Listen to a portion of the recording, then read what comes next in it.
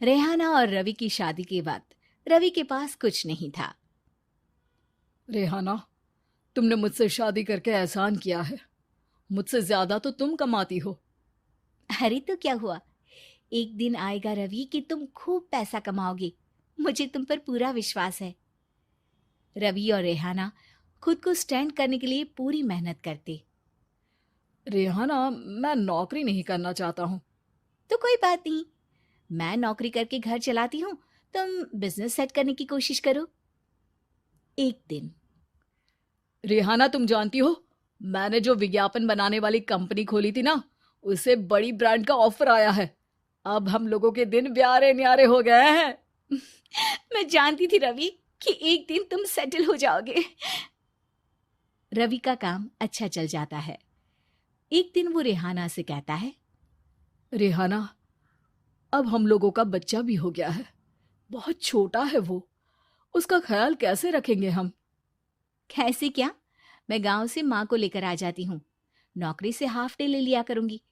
अभी तो वो छोटा है, स्कूल जाने तक मैं मैनेज कर लूंगी। देखो रेहाना, मैं अब अच्छा कमा रहा हूँ। तुमको नौकरी करके परेशान होने की कोई जरूरत नहीं है। अरे कैसी बात कर रहे हैं, मैं अपनी लगी लगाई नौकरी कैसे छोड़ दूं? और मैंने तो सुना है हम लोगों को कुछ ही महीनों में सरकारी नौकरी मिल जाएगी। सरकारी नौकरी में कितना कमा लोगी? उतने में तो मैं ड्राइवर रख लूंगा। रेहाना को रवि की बात का थोड़ा बुरा तो लगता है। कम से कम मेरी नौकरी की इतनी बेइज्जती मत करो। भूल गए, इसी नौकरी के बदौलत तुमने अपना बिजनेस खड़ा किया है। अरे वो तो मैं किसी के भरोसे भी कर लेता। देखो, अपने बच्चे को संभालो, घर का काम करो। अब बाहर जाती तुम अच्छी नहीं लगती हो। रेहाना रवि के कहने पर नौकरी तो छोड़ देती है, लेकिन अब बड़े से घर में उसकी कीमत किसी नौकर से कम नहीं होती। एक दिन रवि का दोस्त आता है। भाभी, हम लोग तो आपको तब से जानते हैं जब से आप लोग शादी होकर इस शहर में आए थे। आपकी बदौलत ही सारा बिजनेस खड़ा हुआ है। ये किस्मत तो आप ही की है भाभी। हाँ हाँ भाई, हमारी मेहनत तो कुछ है ही नहीं। अरे होगी, लेकिन भाभी की किस्मत के आगे कुछ नहीं। दोस्त वहां से चला जाता है, लेकिन रवि का गुस्सा सातवें आसमान में होता है। देखा कैसे बोल रहा था? अरे बिल्कुल अच्छा आदमी नहीं है ये। कैसी बात कर रहे हैं आप? प्रशांत भैया तो बहुत अच्छे इंसान है रवि। कैसे उन्होंने हमारे मुश्किल वक्त में हमारा साथ दिया था। अरे था पैसा तो साथ दिया, नहीं तो कौन पूछता है? रवि का व्यवहार पैसा आते ही अलग हो गया। वो बंदे को बंदा नहीं समझता। घमंड से घिरे रवि ने तो एक दिन हद ही कर दी।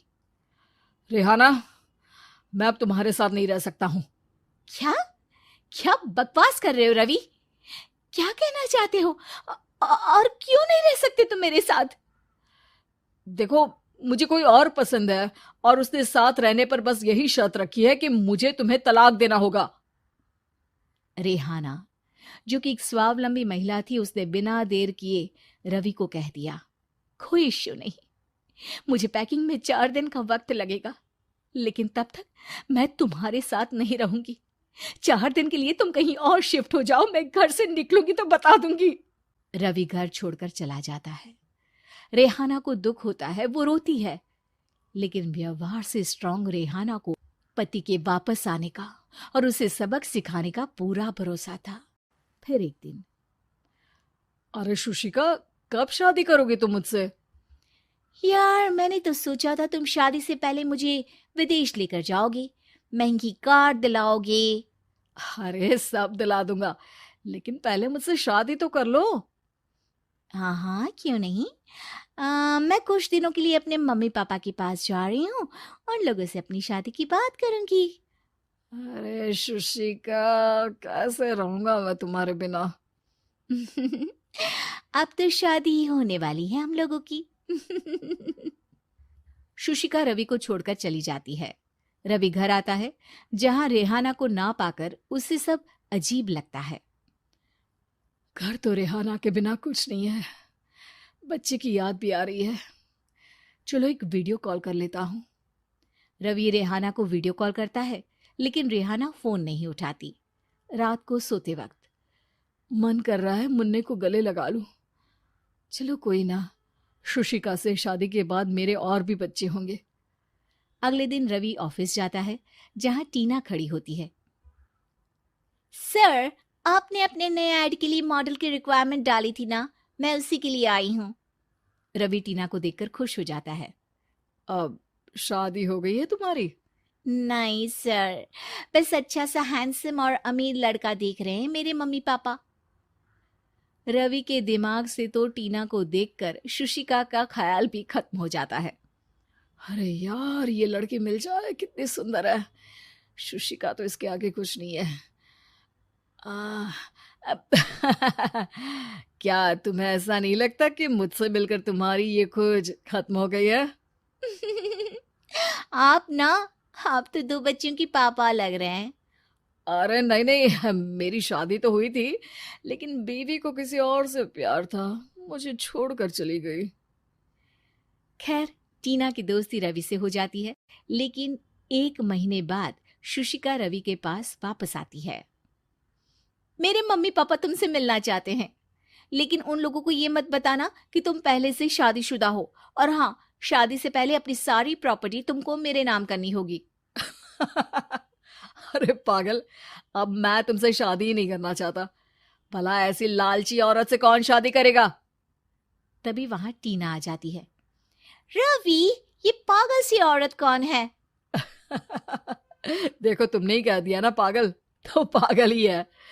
पता नहीं कौन है, कह रही है शादी कर लो, लेकिन शादी से पहले अपनी सारी प्रॉपर्टी मेरे नाम कर दो। बोल तो सही रही है। वैसे तुम जानती हो, मेरी एक सहेली है, उसके पति ने उसे पैसा आते ही छोड़ दिया, जबकि उसको खड़ा करने वाली ही मेरी सहेली थी। और मुझे भी भरोसा नहीं है। अगर मैं भी तुमसे शादी करूंगी तो तभी, जब तुम मेरे नाम अपनी सारी प्रॉपर्टी कर दोगे। अरे हाँ हाँ, क्यों नहीं, बिल्कुल कर दूंगा। रवि और टीना की शादी की तारीख तय हो जाती है। वो अपनी सारी प्रॉपर्टी के कागज लेकर शादी वाली जगह पर पहुंचता है, लेकिन वहां टीना आती नहीं। रवि टीना को मैसेज करता है। कहाँ हो? सॉरी, मैं तुमसे शादी नहीं कर सकती, मुझे तुमसे भी ज्यादा पैसे वाला मिल गया। रवि को गुस्सा आ जाता है। वो गुस्से से सारा डेकोरेशन तोड़ रहा होता है कि वहां रेहाना आ जाती है। सर, क्या हो गया? क्या डेकोरेशन पसंद नहीं आई आपको? अ, तुम यहाँ क्या कर रही हो? मैं यहाँ की डेकोरेटर हूँ। क्या आपको पसंद नहीं आई यहाँ की सजावट? रवि दौड़कर रेहाना के गले लग जाता है। मुझे माफ कर दो रेहाना। रवि रेहाना के गले लग जाता है और रेहाना टीना को थैंक्स का मैसेज। ऐसी वीडियो देखने के लिए हमारे चैनल को लाइक एंड सब्सक्राइब और शेयर करना ना भूलें।